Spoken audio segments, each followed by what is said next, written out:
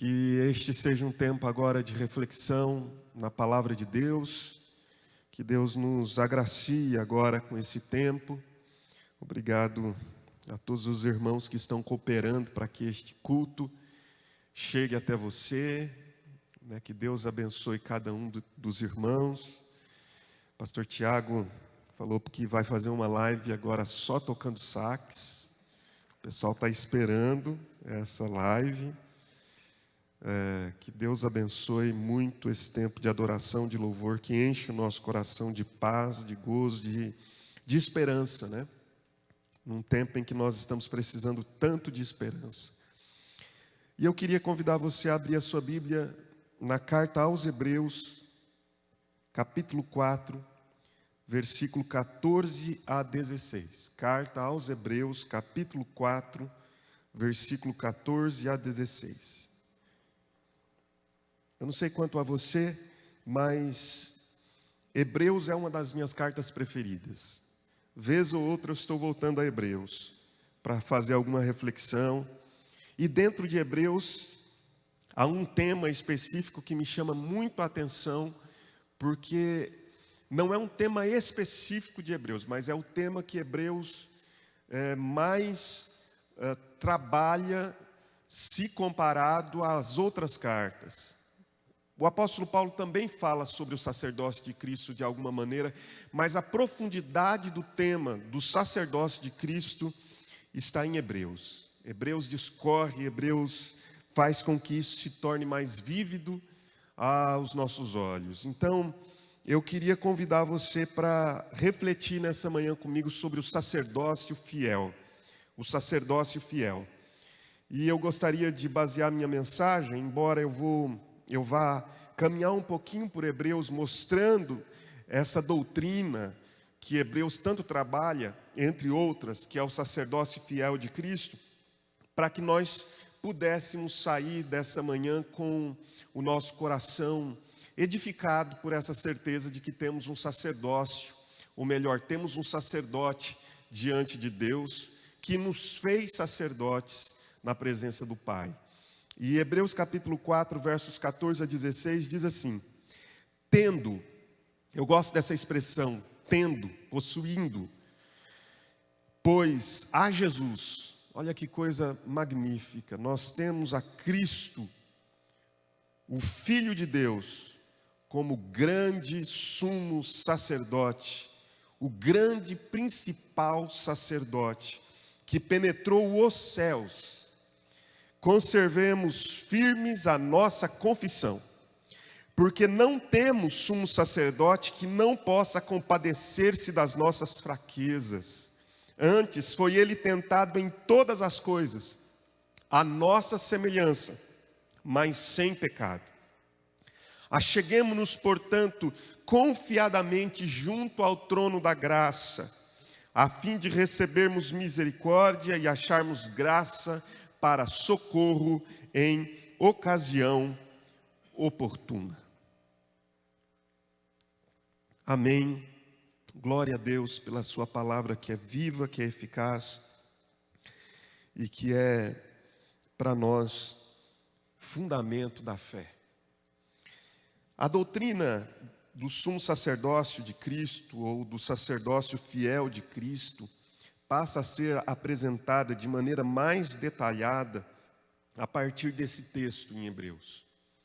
Esse texto, ele não é a porta de entrada da doutrina, mas é talvez o rol de entrada. É quando nós já estamos dentro da doutrina, porque se você voltar a alguns versículos, você vai encontrar em Hebreus capítulo 2, verso 17, o autor aos Hebreus já fazendo uma referência ao sacerdócio de Cristo desde dos primeiros capítulos.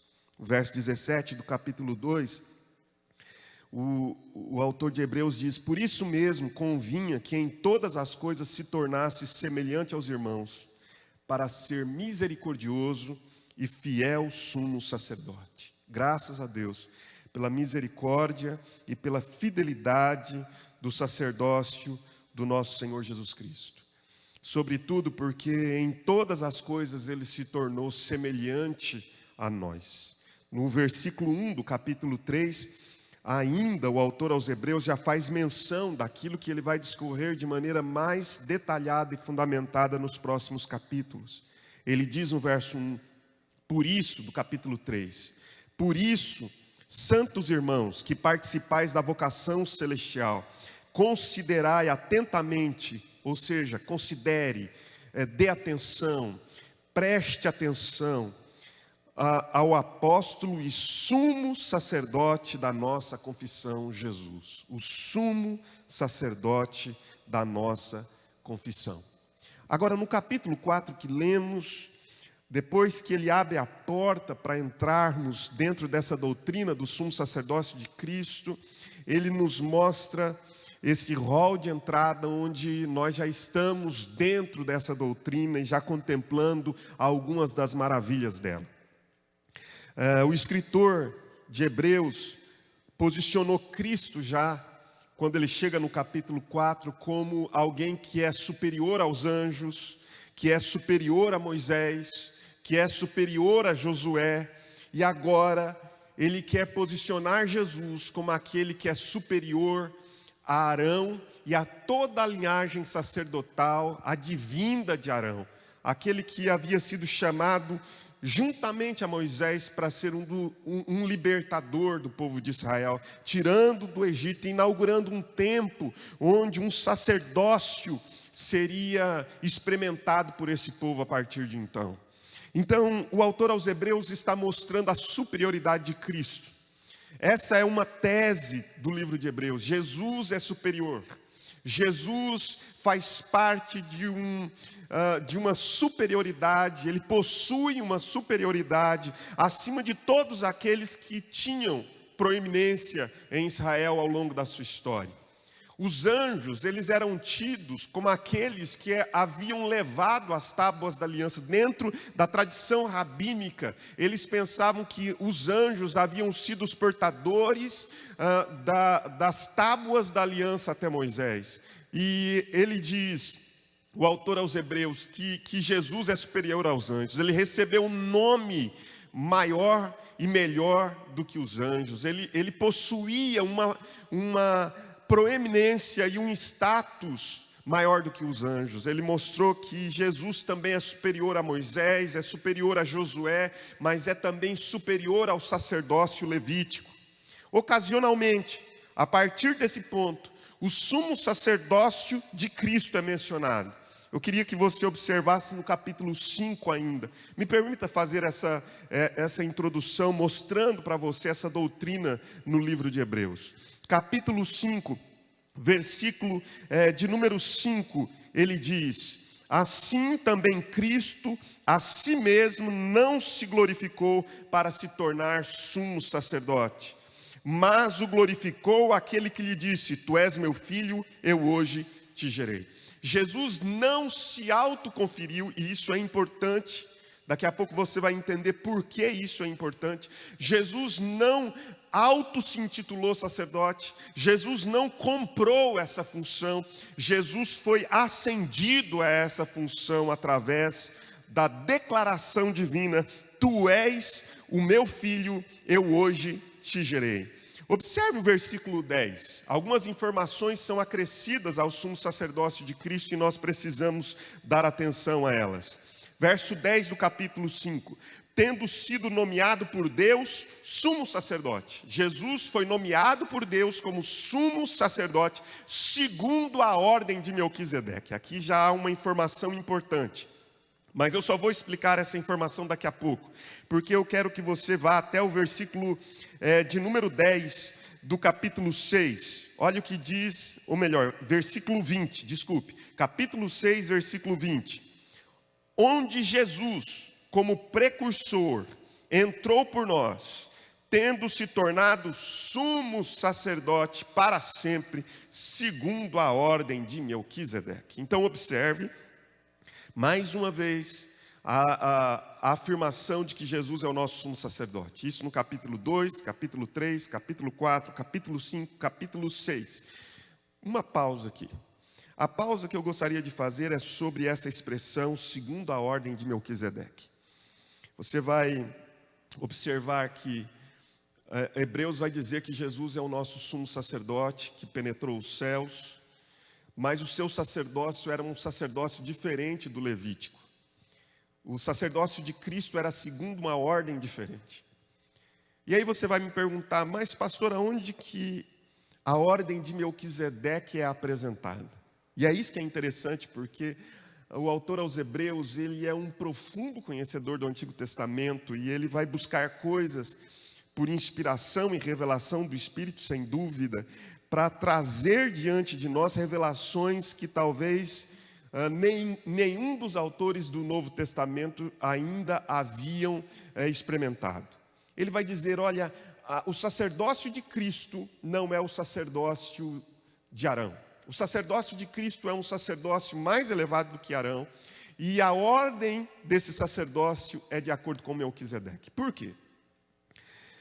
Qualquer judeu apresentado diante do fato de que Jesus era o sumo sacerdote, ele questionaria a partir da seguinte argumentação: como Jesus pode ser um sumo sacerdote se ele nem é da tribo de Levi? É um contrassenso, é uma contradição, porque todo sacerdócio na nação de Israel nasce da tribo de Levi e nasce da família de Arão. E se Jesus não é da tribo de Levi, como ele pode ser sacerdote se ele veio de Judá? De Judá não vem sacerdotes. E aí a argumentação extraordinária do autor aos Hebreus dizendo, não, ele é de uma ordem diferente, mais elevada, ele é de uma ordem anterior à lei. A ordem em que ele serve como sumo sacerdote é de acordo com Melquisedeque. Aí você me pergunta, onde está Melquisedeque? Melquisedeque está no livro de Gênesis, no capítulo 14, numa brevíssima passagem que um leitor desatento passaria sem dar a devida atenção, mas que o autor aos Hebreus observa que é ali algo fabuloso sendo nos apresentado. No capítulo 14, dos versos 17 a 20 de Gênesis, a Bíblia diz que depois de uma guerra, Abraão vai entregar o seu dízimo diante de um sacerdote, e a Bíblia diz que esse sacerdote era o rei de Salém, o rei da paz, chamado Melquisedeque, que traz pão e vinho. Olha que coisa maravilhosa, pão e vinho, os elementos da ceia, da nova aliança. E a Bíblia diz que Abraão entregou-lhe o dízimo, porque ele era sacerdote do Deus Altíssimo. E depois Melquisedeque desaparece. Mas ali está uma chave que abre a porta para nós entendermos o sacerdócio de Cristo. O sacerdócio de Cristo é anterior à lei, o sacerdócio de Cristo é mais elevado do que o sacerdócio da lei, o sacerdócio levítico, porque ele é de uma ordem diferente, ele é de uma ordem única, que é a ordem de Melquisedeque. E eu fico pensando que hoje, muitas vezes, nós gostamos de dizer, pastor Tiago, nós gostamos de dizer que nós somos levitas, mas a Bíblia nos diz que se nós somos herdeiros do sacerdócio de Cristo, se Ele nos fez sacerdotes, então nós somos de uma ordem diferente. A nossa ordem é da própria ordem de Cristo. Bom, esse é um assunto para outro dia. A questão é que então Jesus é apresentado como aquele que é sacerdote segundo a ordem de Melquisedeque. Por isso ele não vem da tribo de Levi, por isso ele pode vir da tribo de Judá, porque ele é de uma ordem completamente diferente, anterior à lei. Agora observe, o versículo de número 1 do capítulo 8, veja que Jesus foi apresentado como sumo sacerdote, capítulo 2, 3, 4, 5, 6. Agora eu estou no capítulo 7, várias vezes vai falar da superioridade do sacerdócio de Cristo sobre o Levítico. Aí no capítulo 8, verso 1, nós temos o seguinte: ora, o essencial das coisas que temos dito é que possuímos tal sumo sacerdote. Ele vai dizer, o essencial de tudo isso que eu estou ensinando é que nós possuímos um sumo sacerdote. Lá no capítulo 4 diz que penetrou os céus. Aqui no versículo 1 do capítulo 8 diz que se assentou à destra, à direita do trono da majestade nos céus. Esse é o lugar que Jesus ocupa hoje na eternidade. Ele está à destra do trono da majestade. Ele é aquele que intercede por nós, junto ao Pai. Isso enche meu coração de expectativa, de alegria, de paz, de confiança. Bom, vamos lá. Capítulo 9, verso 11. A palavra de Deus diz o seguinte: quando, porém, veio Cristo como sumo sacerdote dos bens já realizados, Cristo veio como um sumo sacerdote, mediante o maior e mais perfeito tabernáculo. Observe que o tabernáculo judaico, ele possuía um pátio, ele possuía um átrio exterior, ele possuía um lugar de passagem, de transição, chamado Santo Lugar, e ele possuía o lugar mais profundo, onde a presença de Deus se manifestava ao sumo sacerdote uma vez, que era o Santo dos Santos. Aí a palavra de Deus diz que o sumo sacerdócio de Cristo, ele é apresentado de uma maneira diferente, num lugar maior e mais perfeito, tabernáculo não feito por mãos humanas, não desta criação, porque Jesus não penetra o tabernáculo humano, Jesus penetra os céus, e vai direto para a presença de Deus, assentar-se à destra da majestade nas alturas. Ele não está no Santo dos Santos. Jesus está no lugar mais santo que o Santo dos Santos, porque ele não penetra o tabernáculo, ele penetra os céus. Então observe, ainda temos mais uma referência. Capítulo 10, verso 21, para mostrarmos que é um fio condutor também, que perpassa toda a carta aos Hebreus. A Bíblia diz, no verso 21 do capítulo 10, tendo grande sacerdote sobre a casa de Deus, falando sobre Jesus. O que é que ele nos fez? Ele, segundo o verso 19, nos deu intrepidez para entrar no Santo dos Santos. Aleluia. Nós temos liberdade para entrar no santo lugar, pelo seu sangue. Meu irmão, eu não estou aqui nessa manhã pregando a palavra, eu não fiz uma oração aqui porque eu confio em mim mesmo. Aliás, eu não confio em mim. Eu estou aqui por causa da graça dele, por causa do sangue de Jesus, que me abriu um novo e vivo caminho até o lugar onde Deus está. E o verso 22 complementa dizendo: aproximemo-nos, portanto, com sincero coração, em plena certeza de fé. Nós podemos estar na presença de Deus por uma razão apenas: Cristo nos deu acesso a essa presença. Na época de Cristo, e mesmo uma geração ou duas antes de Cristo e após Cristo, a função do sumo sacerdote havia sido elevada ao posto mais elevado da nação de Israel. O sumo sacerdote era o líder mais proeminente da nação. Tendo em vista que Israel vivia sob séculos de opressão imperialista, já havia passado por impérios como o assírio, como o império babilônico, portanto o império persa, o império babilônico, o império grego, depois o império romano. Ou seja, ao longo da história, Israel se submeteu a vários impérios e a função política foi completamente descarregada, foi esvaziada, reduzida. E a função religiosa foi elevada, de maneira que o sumo sacerdote era a expressão máxima de liderança em Israel. A autoridade política já não existia como identidade judaica há muito tempo. Gerações somente conheciam como liderança judaica o sumo sacerdote. E nós temos vários textos no Novo Testamento que nos mostram isso. Mas o sacerdócio ao longo da história foi se corrompendo. Já não seguiam mais a linhagem de Arão, por exemplo.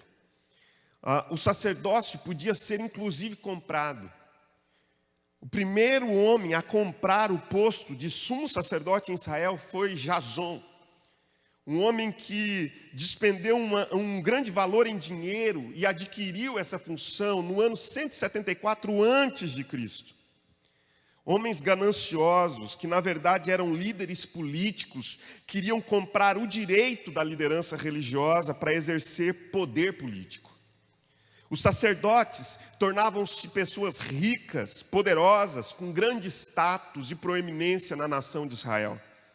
Leia a história de Cristo e veja que Caifás, Anás e Caifás eram sumos sacerdotes na época em que Cristo é crucificado, e eles são líderes políticos, condenando religiosamente a Jesus.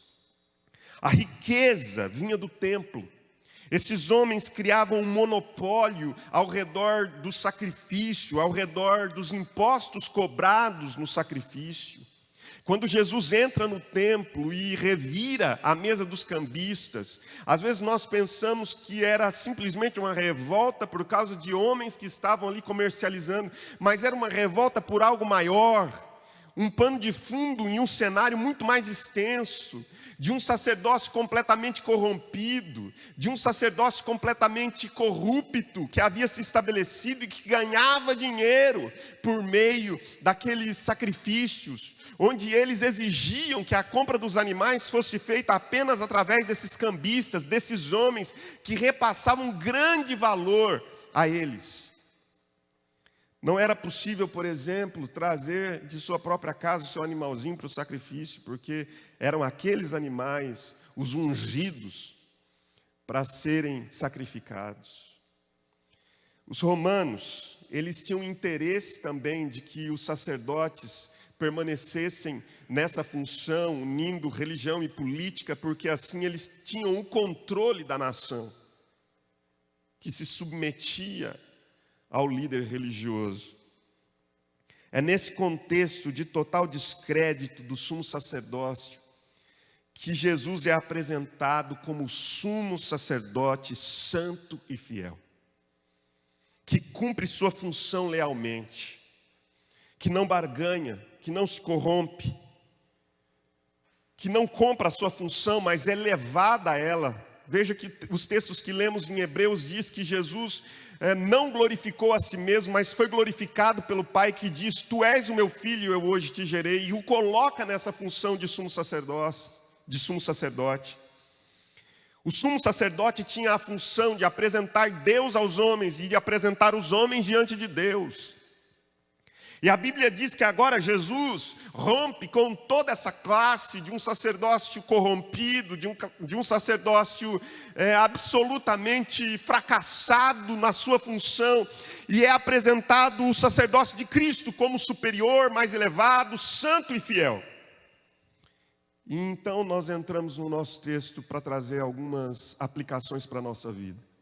O versículo 14 diz que nós temos, pois, Jesus, o Filho de Deus. E a primeira coisa que o texto nos ensina é que Cristo é um sumo sacerdote que possui identidade divina.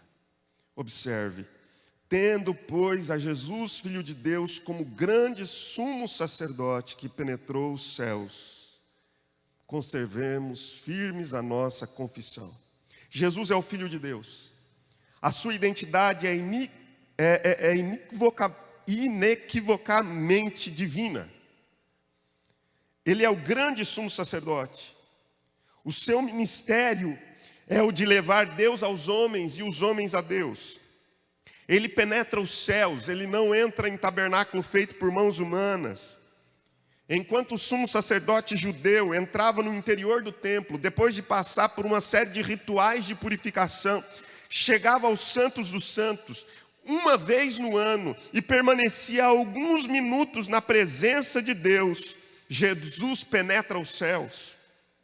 Ele vai e se assenta à direita do trono de Deus, do trono da majestade divina nas alturas, e permanece lá.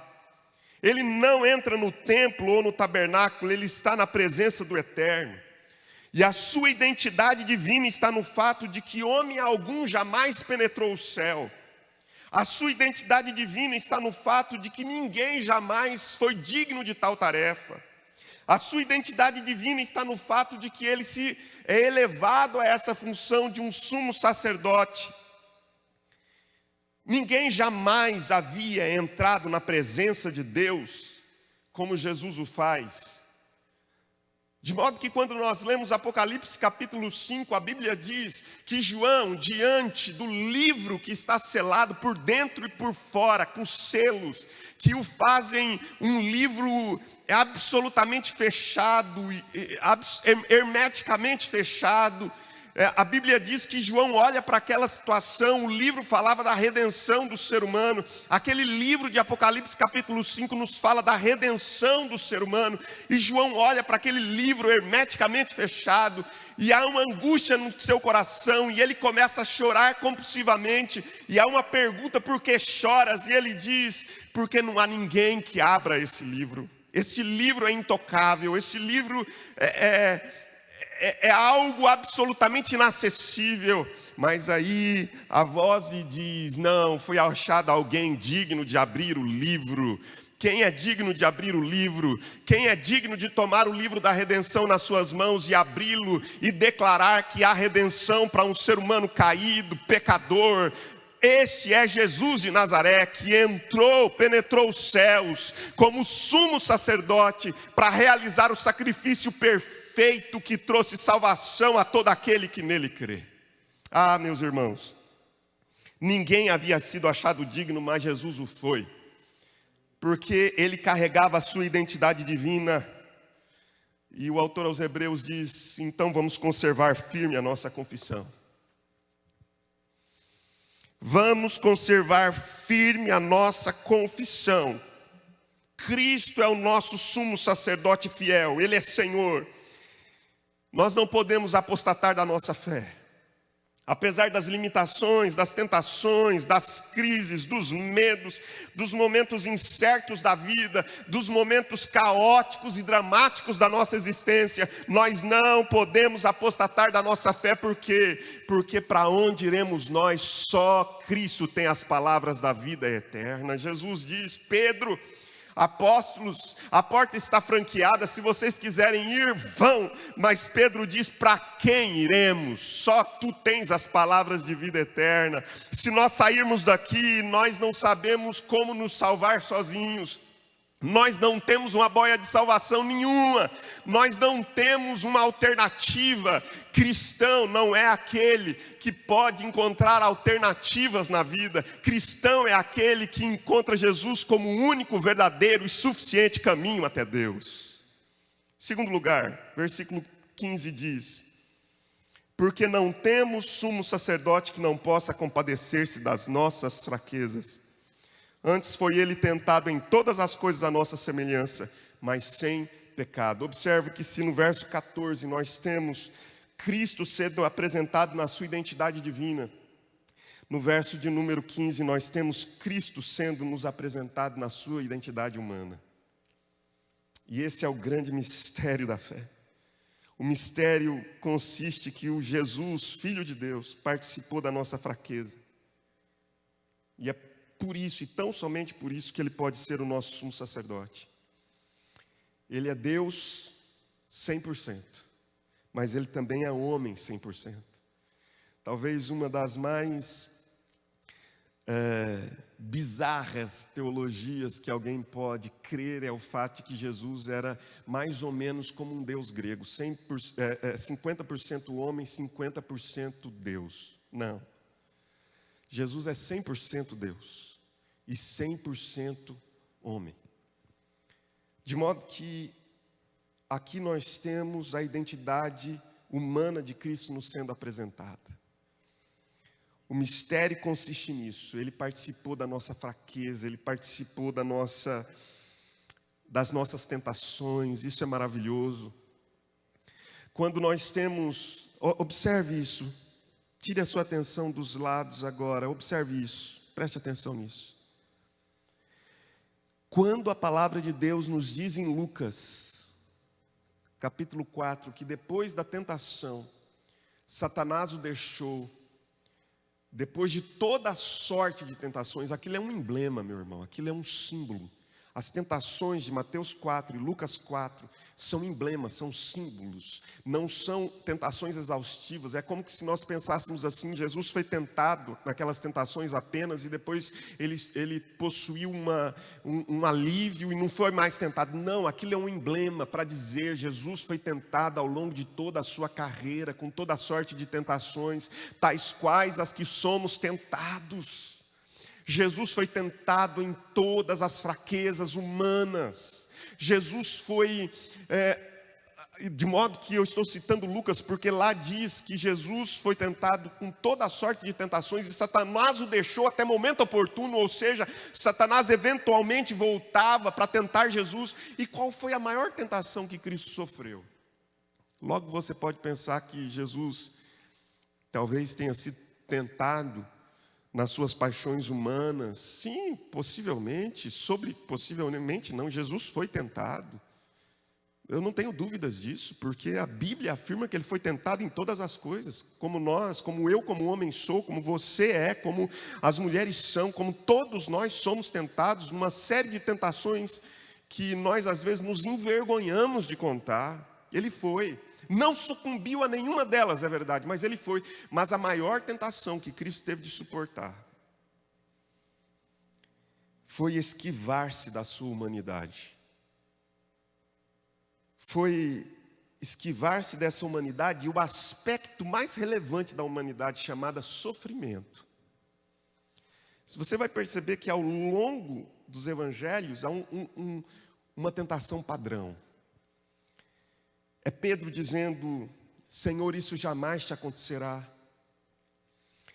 É Satanás dizendo: encurta o caminho, lança-se do pináculo do templo e os anjos vão te socorrer. E quando eles virem essa cena pirotécnica acontecendo, eles se renderão diante de você, Jesus. Para que ir para a cruz, passar todo um tormento? Encurta o caminho, aborta o processo, e eles te farão rei, a ponto de Jesus dizer: o meu reino não é deste mundo. Quando Pedro diz: Senhor, isso não vai te acontecer, Jesus diz: arreda de mim, Satanás. É uma tentação vinda do inferno. Quando Jesus está na cruz, alguém olha para ele e diz: desce da cruz, salva-te a ti mesmo. O ladrão diz para ele: salva-nos e salva a ti mesmo, se és o Cristo. Todo mundo querendo fazer com que Jesus se esquivasse do sofrimento, mas Jesus nunca se submete a essa que talvez tenha sido a mais dolorosa de todas as suas tentações. O pecado, meu irmão, foi a única experiência humana que Cristo não experimentou, para nos mostrar não que nós devemos ser deuses, mas que nós devemos nos tornar mais humanos. Esse é o mistério da encarnação. Tem muito ser humano querendo ser Deus. Aliás, nós, desde as origens, desejamos ser como Deus.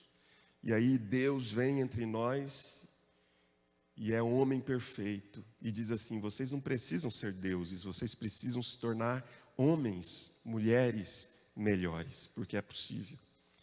Jesus não desceu aqui para nos mostrar como é ser Deus. Jesus desceu aqui para nos mostrar como é ser homem. E por fim, meus irmãos, versículo 16 diz assim: acheguemo-nos, portanto, confiadamente. Oh, glória a Deus. Podemos nos achegar.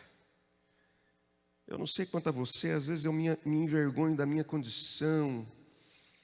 E eu digo: como é que eu vou me aproximar dele? E aí vem a palavra de Deus e diz: achegue-se, aproxime-se com sincero coração, achegue-se com confiança, sem medo de ser detonado por Deus, sem medo de ser consumido e exterminado. Porque, meu irmão, eu não posso confiar em mim mesmo. Eu vou à presença dele por causa dele, não por minha causa. Eu não vou confiando no que eu fiz, eu vou confiando no que ele fez, de modo que então eu posso me achegar com confiança junto a um trono da graça. Quantas vezes eu me aproximei desse trono com medo, achando que o trono era de juízo. mas a Bíblia me apresenta o trono como o trono da graça. Que trono é esse? Salmo 99, reina o Senhor, tremam os povos, Ele está entronizado acima dos querubins. Quando se entrava no Santo dos Santos, havia a Arca da Aliança, acima da arca, tipo uma tampa chamada propiciatório. No propiciatório, 2 querubins que tocavam as suas asas e olhavam para baixo. Você já deve ter visto essa cena em algum momento. E era comumente aceito que quando o sumo sacerdote entrava naquele lugar para apresentar o seu sacrifício por si e pelo povo, Deus se manifestava ali, como um rei que se assentava no trono acima dos querubins. Esse trono onde Deus se manifesta, dentro desse Santo dos Santos, o trono no qual Jesus está assentado à destra dessa majestade, é o trono da graça, que rege o universo, meus irmãos. Para aqueles que têm em Jesus, esse trono não é um trono de juízo, é um trono de graça. A Bíblia diz, passaram da morte para a vida, não entram mais em juízo, aleluia. Nós não entramos mais em juízo, porque o trono agora é um trono de graça. Eu me apresento diante desse trono, sabendo que este trono, ele vai lançar sobre mim, não juízo, ele vai lançar sobre mim graça, graça, graça, graça, graça para suportar o sofrimento, graça para suportar as tentações, graça para vencer os pecados, graça para não sucumbir diante dos medos, graça, graça, graça de Deus, a fim de recebermos o quê? Juízo? Não, recebermos misericórdia. Misericórdia é Deus não nos dando o que merecemos. Ah, meu irmão, se eu entro na presença de Deus como um mero legalista, se eu entro na presença de Deus como alguém que confia em si mesmo porque cumpriu todos os mandamentos de Deus, eu estou entrando na presença do juízo, porque Deus então tem o direito de julgar aquele que requer justiça própria. Se eu digo sou justo diante de um Deus santo, então nós entramos numa demanda e Ele há de julgar esse desejo de requerer justiça própria. Mas quando eu entro na presença dEle como um pecador miserável que bate no peito e diz, não sou digno dessa presença, mas confio no sumo sacerdócio de Cristo que realizou o seu sacrifício de uma vez por todas, encerrou através do seu sangue essa obra eterna, eu estou ali para receber misericórdia, ou seja, eu estou ali para não receber tudo que eu mereço. E tudo que eu mereço é condenação e morte, mas aí a graça, o trono da graça me dá misericórdia. E eu acho graça, que é receber tudo que não mereço. Olha que coisa extraordinária, não há posição mais elevada na terra do que a posição de um verdadeiro cristão que encontrou na cruz de Cristo salvação, meu irmão. Porque eu entro na presença de um Deus misericordioso, gracioso, cujo trono é de graça, além do mais, para receber socorro em ocasião oportuna. Você já se sentiu profundamente tentado, amedrontado, com medo de apostatar, de abdicar de uma fé que você sabe que é a verdade, que encheu seu coração de paz e segurança? Mas de repente você entra na presença dele todo, como diríamos lá no Goiás, estrupiado. Essa palavra não existe. E aí Deus comunica graça ao seu coração. Aí Deus lança misericórdia sobre você, traz graça e diz, ainda vou te socorrer no meio de tudo isso. E vou te colocar num lugar seguro. Esse é o Deus que eu creio. E esse é o Deus que enviou seu Cristo, o seu Filho, para ser sumo sacerdote. Nós temos um sumo sacerdote, que alegria. Eu fico feliz pelo fato de que estamos habilitados na presença de Deus por causa do sumo sacerdócio de Cristo, que foi perfeito e realizou toda a obra uma vez por todas, de maneira perfeita. Fique em paz, então. E entre na presença de Deus com alegria. Pare de ficar se castigando e de se penitenciar E eu não estou aqui pregando uma graça barata, mas eu estou dizendo para você, entre na presença dele com confiança. Fale com ele das suas dores, do medo que você tem, da apostasia. Meu irmão, esse é o evangelho da graça, que eu creio, confio e prego, tão somente por essa mesma graça.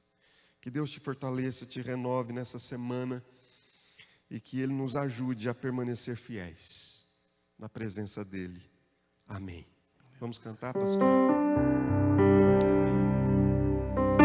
Posso te atrapalhar? Fica à vontade. Sou feliz com Jesus.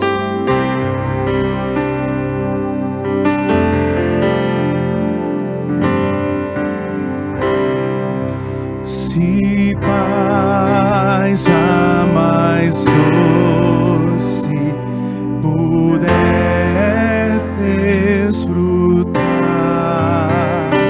se dor a mais forte sofrer, ó, seja o que for, tu me fazes saber que feliz com Jesus sempre sou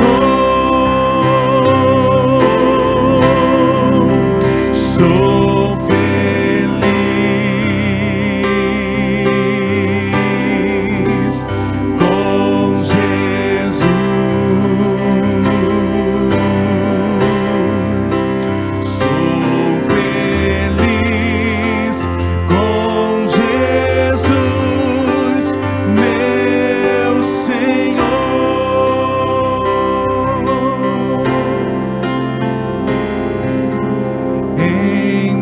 Embora me assalte o cruel tentador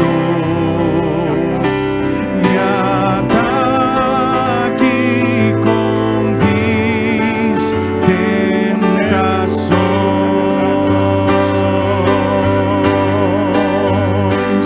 ó, certo eu estou, apesar de aflições, que feliz com eu serei com Jesus. Sou feliz com Jesus, com Jesus.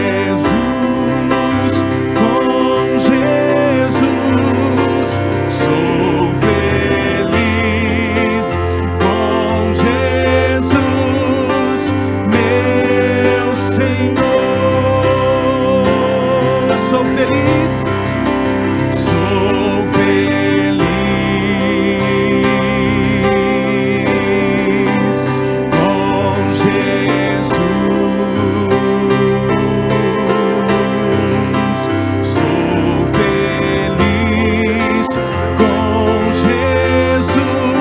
Jesus, meu Senhor.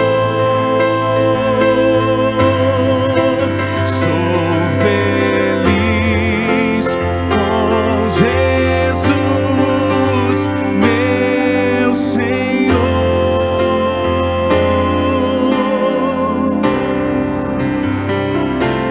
Obrigado, Senhor, porque há um motivo de profunda alegria e felicidade na vida, tendo Jesus como nosso sumo sacerdote. Nós temos Jesus. Há pessoas, ó Deus, que quando chegam no fim da linha, quando chegam no lugar de fronteira da existência, quando chegam, ó Deus, nos momentos mais dramáticos da caminhada dessa vida, Senhor, se desesperam. Mas obrigado porque nós temos Jesus, o sumo sacerdote, em quem nós podemos confiar, que penetrou os céus, que está assentado à destra da majestade nas alturas e que vive sempre para interceder por nós, que intercede por cada um daqueles que sofrem medos, tentações, sofrimentos, momentos, ó Deus, de sentimentos profundos de inadequação, de desistência, até mesmo, ó Deus, medo da apostasia, do abandono. Nesses momentos, ó Deus, há um clamor nos céus, e esse clamor é o clamor da voz de Jesus, clamando e suplicando que o Senhor nos abençoe, que o Senhor nos sustente. Quando Pedro, Senhor, estava para fraquejar, trair o Senhor, negar o Senhor disse: mas eu intercedi por ti. E nós também, quando estamos, ó Deus, em momentos limites da nossa história, nós ouvimos a voz do sumo sacerdote dizendo: eu intercedi por ti. Por isso, meu Senhor, obrigado, porque nesta manhã nós sabemos que há uma intercessão diante do Pai. Pode ser que ninguém mais interceda por nós, mas há uma intercessão diante do Pai, e a voz que chega aos ouvidos do Eterno é a voz do Filho, doce e singela, dizendo: Ele é meu, ela é minha, e de todos os que me deu, nenhum se perdeu.